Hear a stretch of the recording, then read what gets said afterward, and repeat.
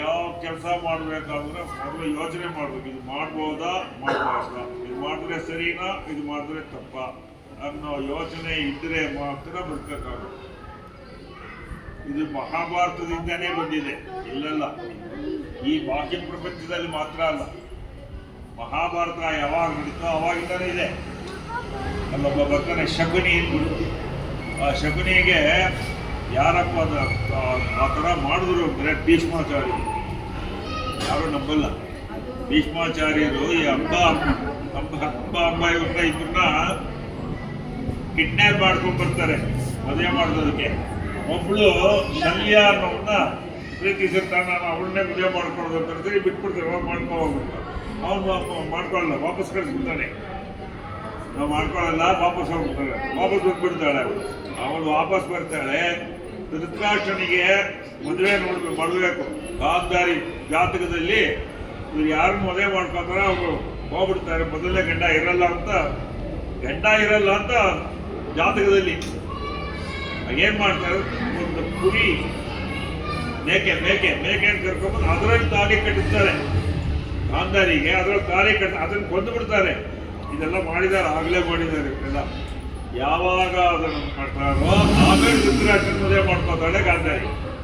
ಭೀಷ್ಮರು ನೋಡ್ತಾರೆ, ಈಗ ಮದುವೆ ಮಾಡಿದ್ದನ್ನ ಈ ಥರ ಎಲ್ಲ ಆಗಿರೋದನ್ನ ಗಾಂಧಾರಿ ತಂದೆ ನೋಡಿದಂತಾನೆ, ಇವನು ಏನಾದರೂ ಹೊರಗಡೆ ಲೀಕ್ ಔಟ್ ಮಾಡಿದ್ರೆ ನಮಗೆ ಬರುತ್ತೆ ತುಕ್ಕು ಅಂದ್ಬಿಟ್ಟು ಏನು ಮಾಡ್ತಾರೆ, ಮಾವನ್ನ ಗಾಂಧಾರಿ ತಂದೆಯನ್ನ ಜೈಲಿಗೆ. ಅವ್ರ 3 ಮಕ್ಕಳು, ಶಕುನಿ ಸೇರಿ 3 ಮಕ್ಕಳು ಎಲ್ಲರೂ ಜೈಲಲ್ಲಿ ಹಾಕಿರ್ತಾರೆ. ಜೈಲಲ್ಲಿ ಹಾಕ್ಬಿಟ್ಟು ಒಂದೊಂದು ತುತ್ತನ್ನ ಅಷ್ಟೇ ಇಲ್ಲಿ ಕೊಡ್ತಾರೆ. ಅಷ್ಟ ಪ್ರಸಾದ ಕೊಡಲ್ಲ, ಇಲ್ಲಿ 4 ಪ್ರಸಾದ, ಅಲ್ಲಿ ಒಂದೇ ಒಂದು ತುತ್ತನ್ನ.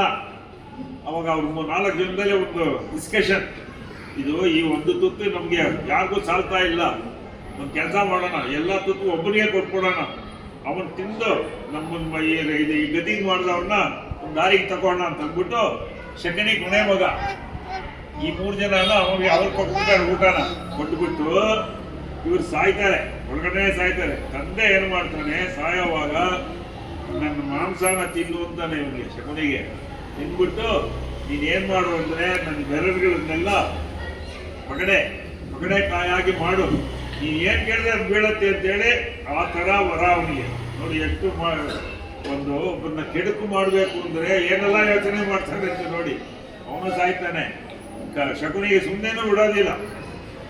ಅಲ್ಲೊಂದು ಕಡೆ ಒಂದು ಬಿಸಿಲಿನ ಕಡ್ಡಿ ಇದೆ, ಜೋರಾಗಿ ಎತ್ತ ಕಾಲು ಹೊಡಿತಾನೆ. ಅವನು ಕುಂಟ ಅಲ್ಲ ಮೊದಲು, ಇವ್ರಪ್ಪ ಮಾಡೋ ಕೆಲಸ. ನೀನು ಮರ್ತೋಗ್ಬಿಡ್ತೀಯ, ಇದು ಯಾಕೆ ಕೊಡದೆ ಅಂತ ಜ್ಞಾಪಕ ಬಂದರೆ ಈ ಕೆಲಸ ಮಾಡ್ತೀಯ ಅಂತೇಳಿ. ಅದರ ನಾವೇನಾದ್ರೂ ಮಾಡಬೇಕು ಅಂದ್ರೆ ಒಳ್ಳೆ ಕೆಲಸ ಮಾಡೋದಕ್ಕೆ ಪ್ರಯತ್ನ ಮಾಡಬೇಕೆ ಹೊರತು ಈ ಥರ ನೋಡಿ ಕೊನೆಗೆ ಯಾರನ್ನ ಉಳಿದ್ರ ಯಾರು ಉಳಿಲಿಲ್ಲ. ಇದೆಲ್ಲ ಕೃಷ್ಣನ ಕೆಲಸ ಅಂದರೂ ಕೂಡ ಅವ್ರು ಯಾರು ಉಳಿಲಿಲ್ಲ. ಕಾರಣ ಏನಪ್ಪ ಅಂದ್ರೆ ಯೋಚನೆ ಮಾಡಬೇಕು. ಕುಂಭಕರ್ಣ ಹೇಳ್ತಾನೆ ರಾವಣಗೆ, ಮೀಟಿಂಗ್ ಕರೀತಾನೆ ರಾವಣ 2ನೇ ಸತಿ. ಏನಪ್ಪ ಇನ್ನೂ 1 ತಿಂಗಳಾಗಿಲ್ಲ ಮೀಟಿಂಗ್ ಕರೆದು, ಆಗಲೇ ತಿರುಗಿ ಬಂದು ಕರೆದಿದ್ದಾರಲ್ಲ, ಏನಕ್ಕೆ ಎಲ್ಲ ರಾಜನ ಕೇಳಿ. ಸರಿ, ಕುಂಭಕರ್ಣ ಬರ್ತಾನೆ, ಏನಪ್ಪ ಏನು ಈ ಥರ ಮಂತ್ರಿ ಹೇಳ್ತಾನೆ, ಸೀತೆಯನ್ನು ಅಪಹರಣ ಮಾಡ್ಕೊಂಡ್ ಬಂದ್ಬಿಟ್ಟಿದ್ದಾನೆ.